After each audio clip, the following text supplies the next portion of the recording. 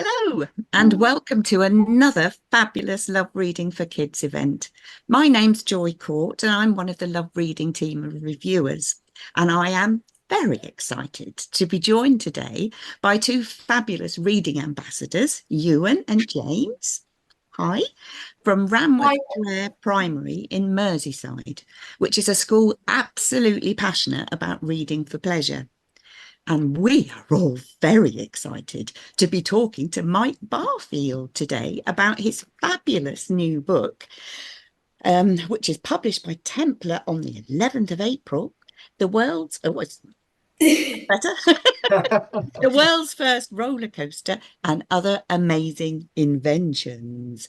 It's an absolutely fascinating information book, which you really can read with great pleasure. And I know the boys loved it just as much as I did. Oh, great. Yeah. So I know the boys have some great questions, but I'll just do a bit of an intro for our audience about who we have here today. So the multi-talented Mike Barfield is a writer, poet, performer, songwriter, ukulele player, and award-winning cartoonist. He's the author and sometimes illustrator of funny non-fiction and activity books for young people, published in over 40 countries, so he's an international superstar. His cartoons have been displayed in the Cartoon Museum, the V&A Museum, the Museum of London, and much beyond. And he's won prizes, including the BookTrust Blue Peter Book Award 2021 and the Royal Society Young People's Book Prize in 2019. Oh, and there they are. Yes. Hello. Thank you, Joy. That was a lovely introduction. Thank you very much. Quite flattering. I start when you hear all of that, you think, who are they talking about? And it's quite strange when you say, oh, it's me. It really is, yeah.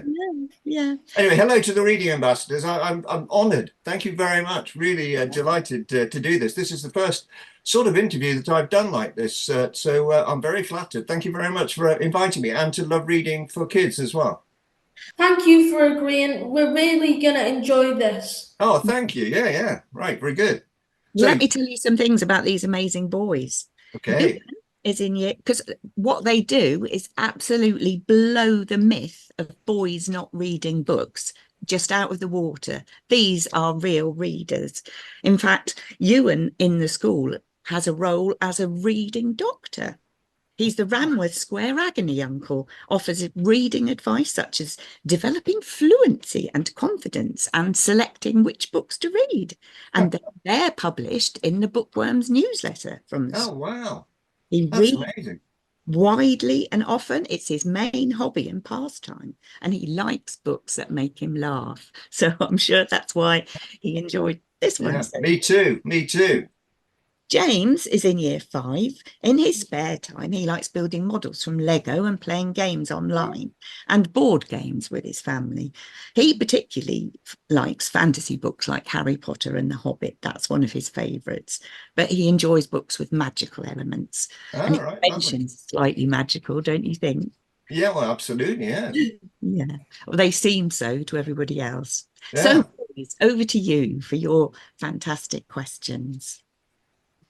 So our first question is, what was the main inspiration behind your book? Well, it's a book about inventions, obviously, the world's first roller coaster and other amazing inventions. What it's about, and I've got a few props, right, hidden outside. So I've just got to reach down and get one of them. You're obviously clever, lively, intelligent young people, and I used to be one of those as well. I'm no longer young, and I'm not altogether sure whether the other things apply, but the book is about this, and I'm going to demonstrate it. It's about light bulb moments. It's about people suddenly having an amazing idea that goes from an idea to being something global. And what I wanted to do with the book was, there's lots of books about inventions, and they always tell you about dull things like steam engines and stuff like that. And I thought, no.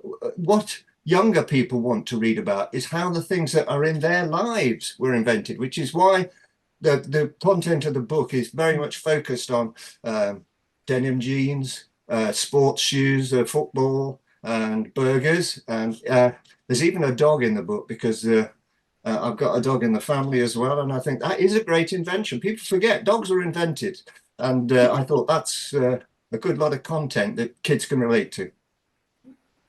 I think that's absolutely right. I mean, it was that's what I found most refreshing about it. It wasn't a standard book of inventions at all.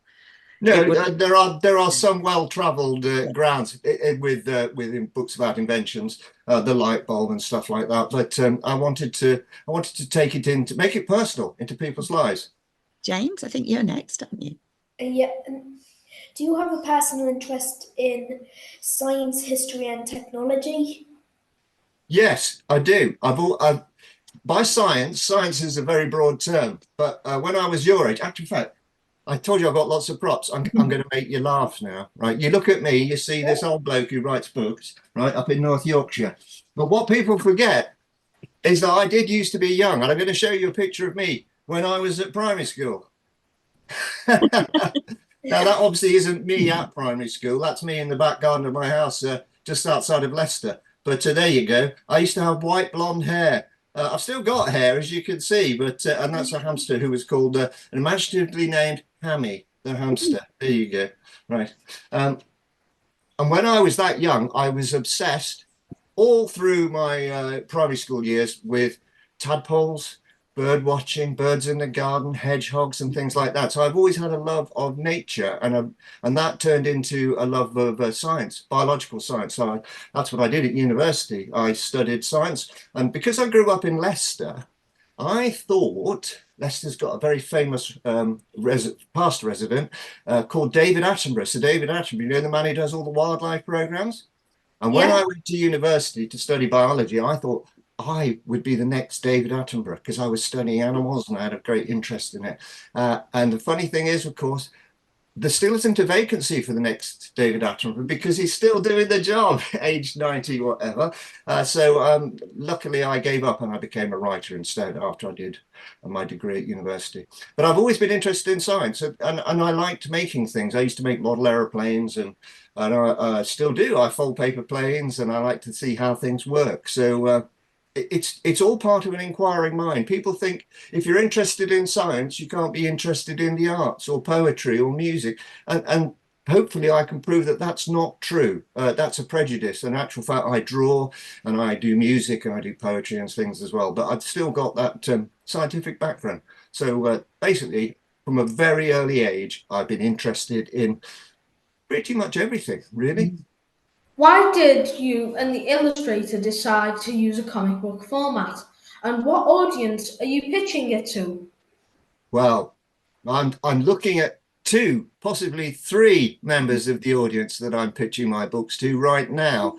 And I include you in that, Joy, because what the sweet thing about my books is that, and I'm being very, very fortunate. This is a recent thing. I've done lots of different things in my career, including writing for television things. This is about the last 10, 11 years that I've been doing books like this for children. And they've been very successful, as you pointed out in your introduction, Joy. And I get reviews where the adults who've reviewed them have said, I learned stuff as well. So I'm very lucky about that.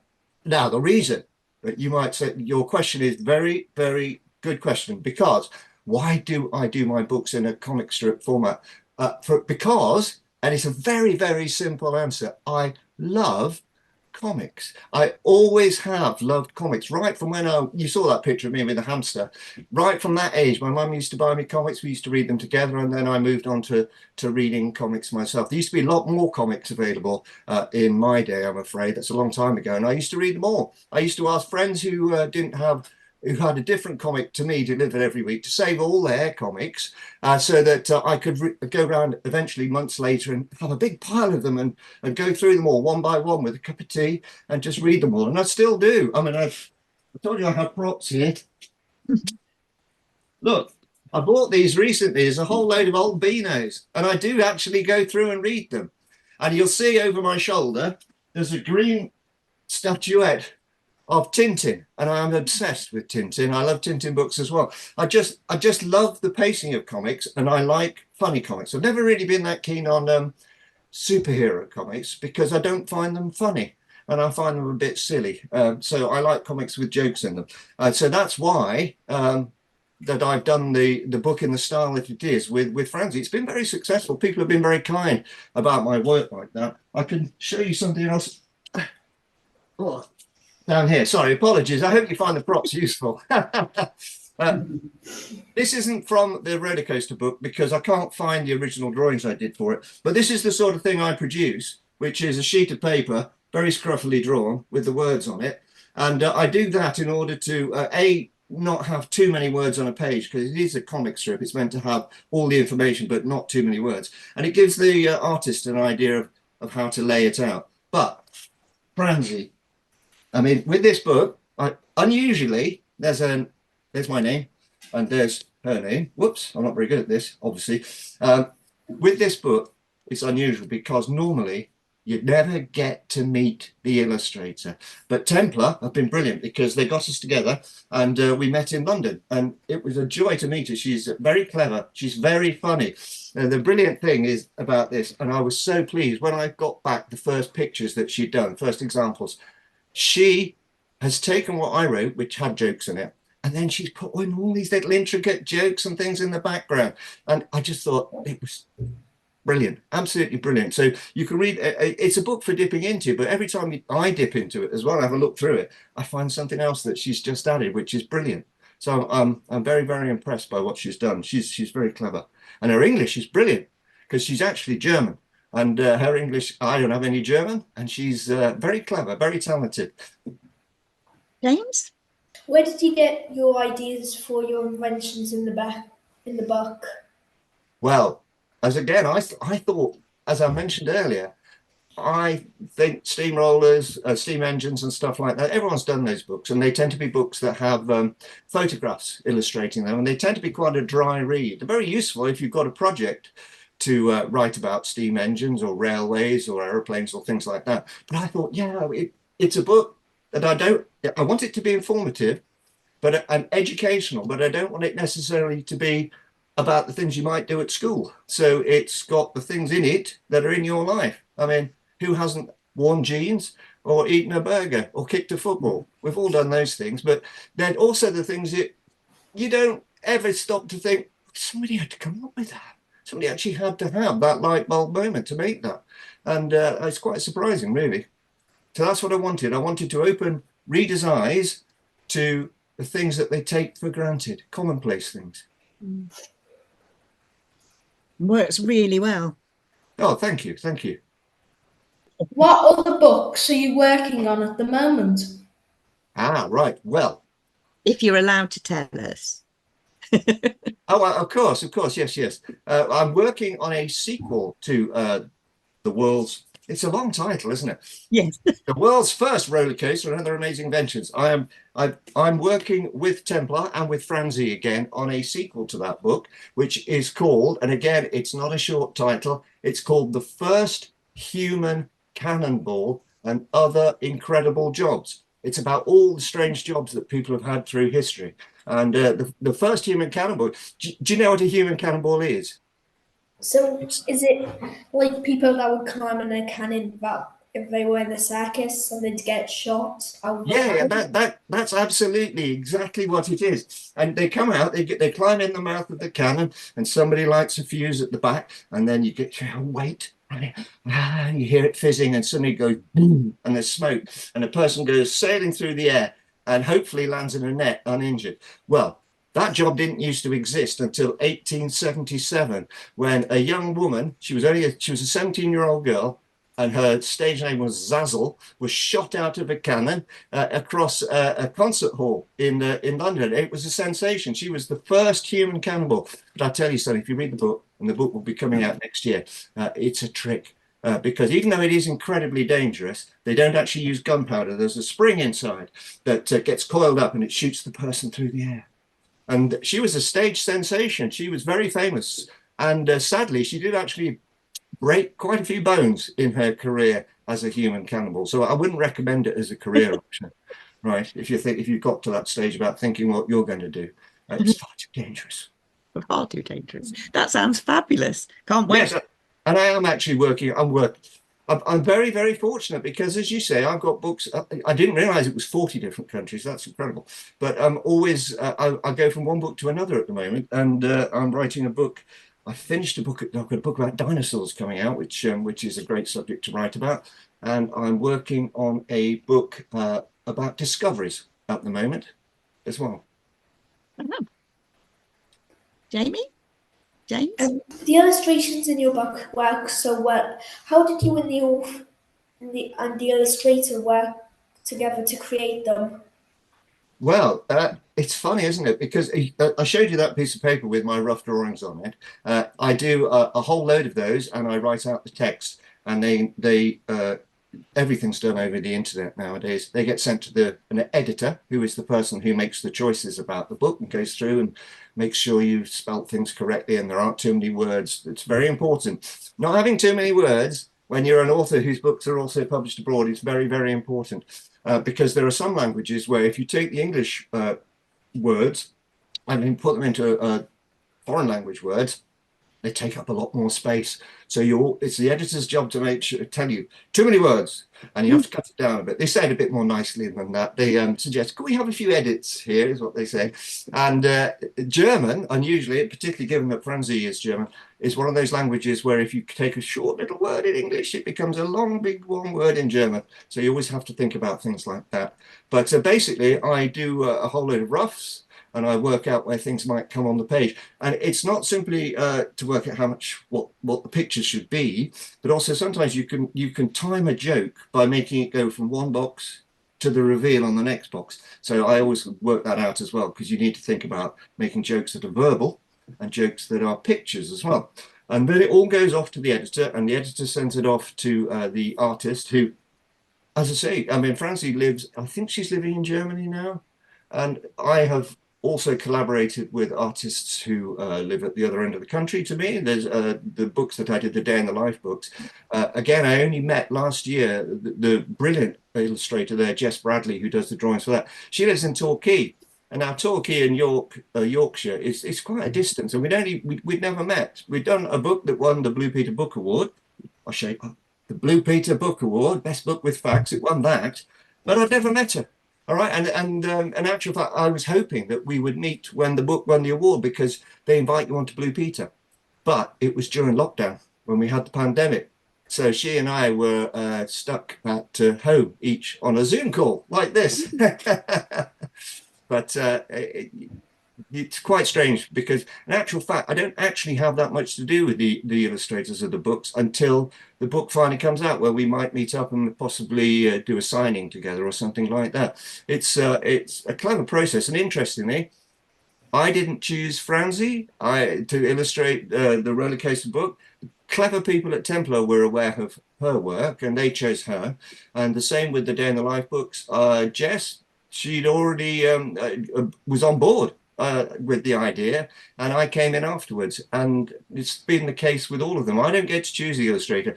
The only time I've ever chosen an illustrator for any of my books is the two books that I wrote and drew myself. That's it.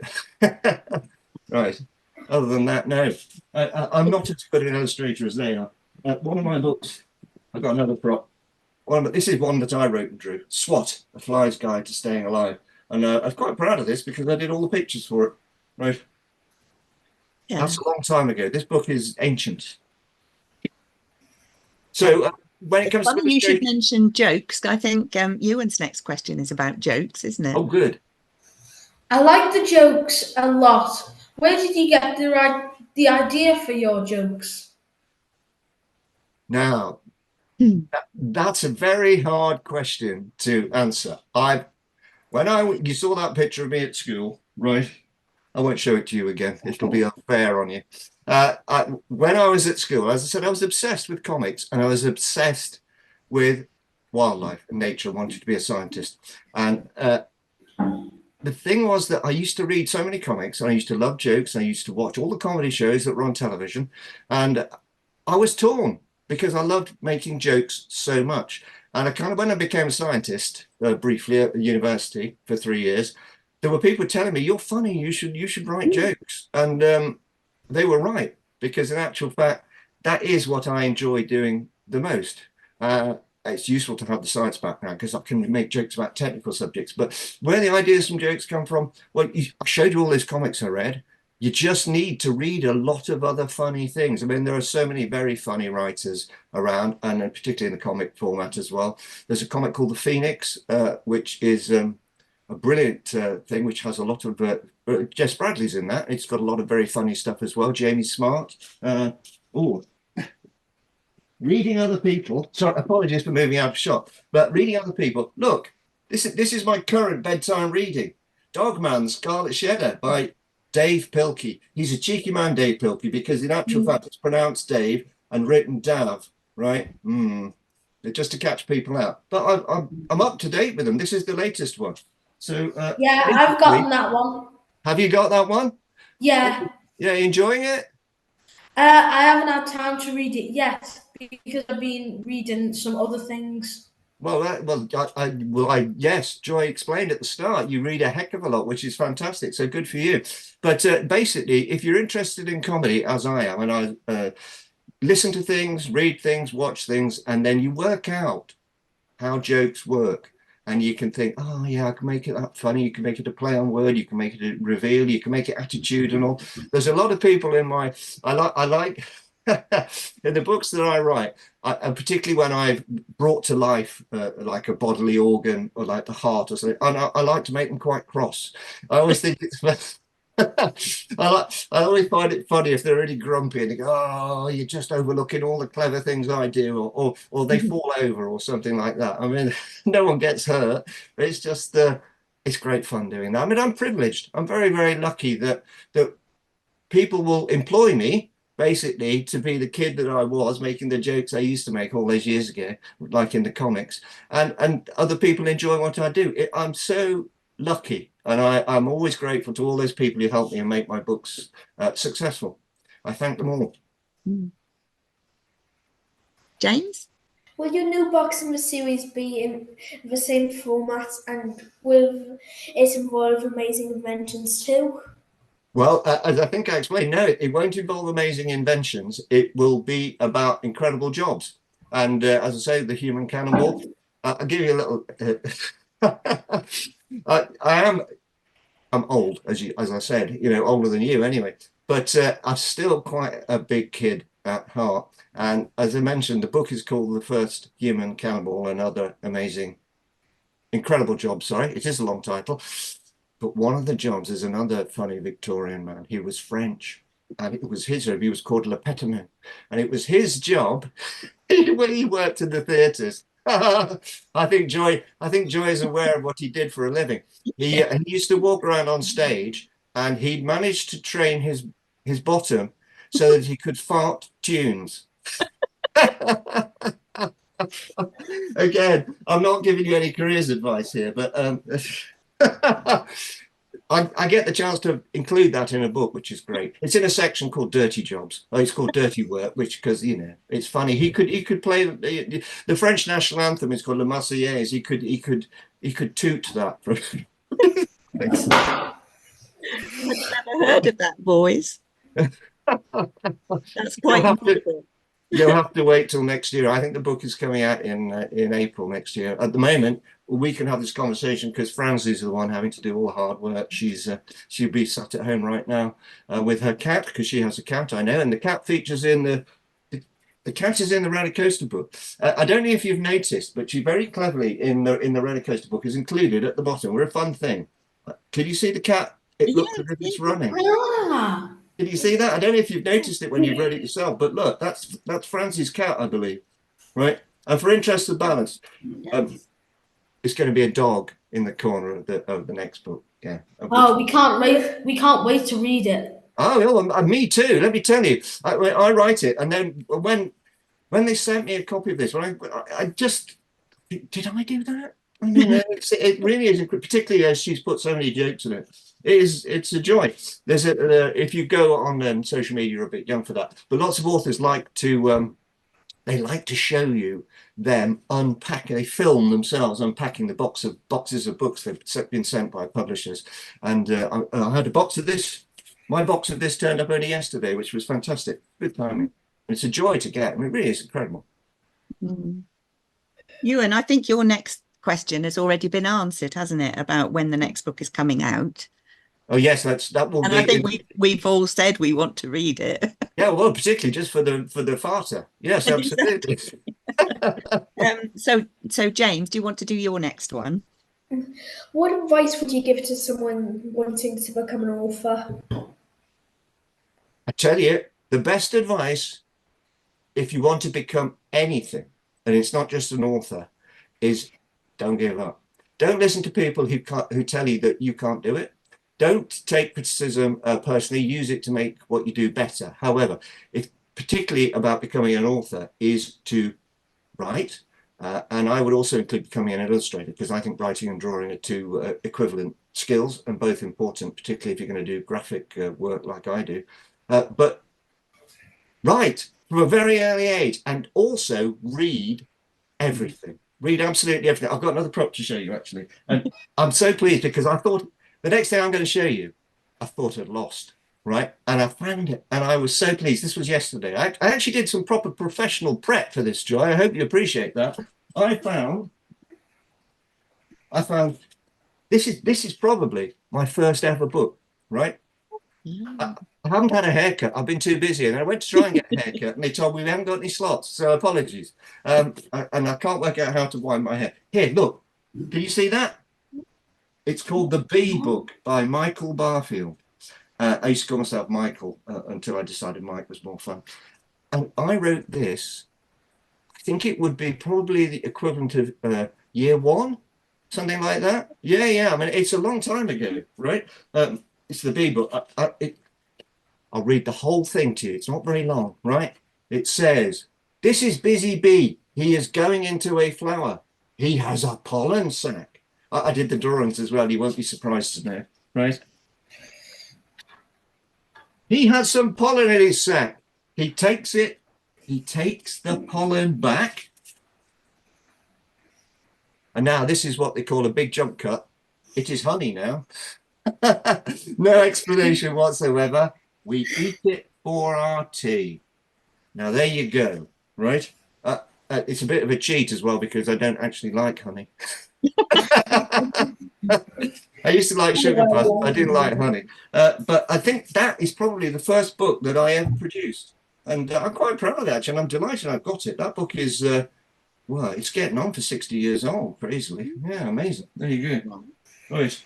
So basically, I've always been doing things like that. And you just get better. You practice, you keep doing it, and you just get better. And I tell you, you have the wherewithal yourself if you want to do that. There are people who are professional cartoonists and writers now who basically were making little folded books with their own drawings in them when they were at school, and they were sharing them with their friends, and they went on to have a career doing something they love, which is what I do as well, which is the best way to have a job, to do something that you actually enjoy. And if you can bring joy to other people with it, that's even better. No pun on your name, Joy. I get used to that. Yeah. Would either of you boys like to be a writer? I could see it being an ideal career path. Oh, good. Right. Fantastic. Yeah. Well, yeah. But as I say, I didn't know I was going to be a writer and the career that I've got until probably I was in my 20s. I did a whole load of different things before then. I was out of work for a lot of time, and then I learned to write because I was living in London, which is always useful, I'm afraid, if you want a career in the media or writing and things. And I used to started off by writing jokes for the radio, and then I moved into writing jokes for television, and I moved into doing children's television. Oh, I'll show you another prop. And I want praise for this because in my life, right, I'm very lucky with the career I've done, but I've also done some things that I've just thought, wow, what an opportunity that was. I was so lucky. And this is going back to 1991. And it was the start of satellite TV. And I was invited. I showed you all those B&A comics earlier, yeah. And I was invited by a TV company where I was writing stuff for television. I was appearing on television as well, a show about cartooning. But I was invited to write 100 episodes featuring probably the most iconic British cartoon character ever invented, right? And I wonder who could that be? Well, I'll show you.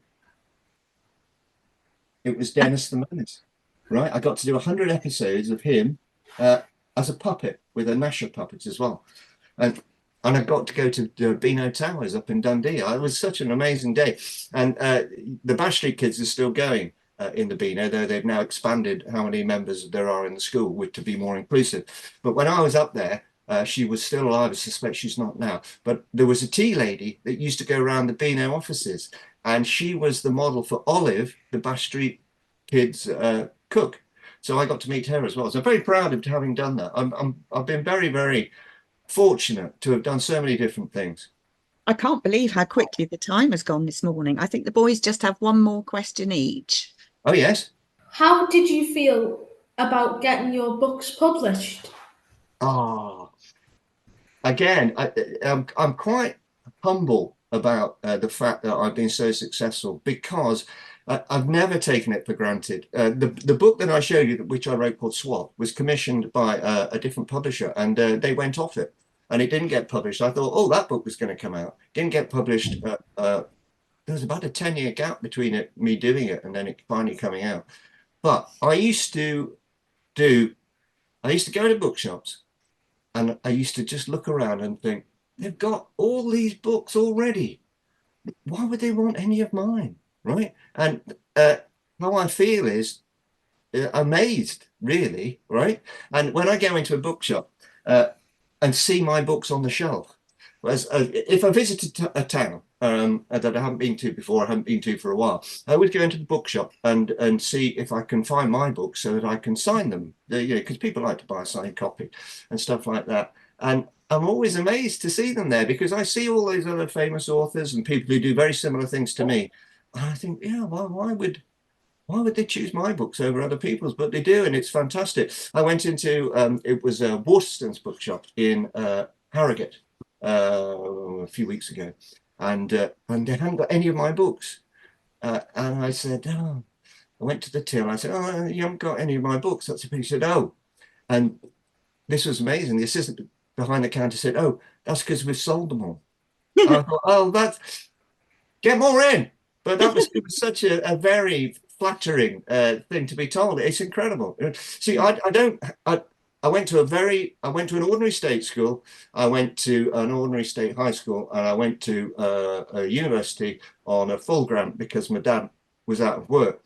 And to get to do what I do without a privileged background, it's not unusual, but it isn't common. And I just feel so lucky. I'm very lucky.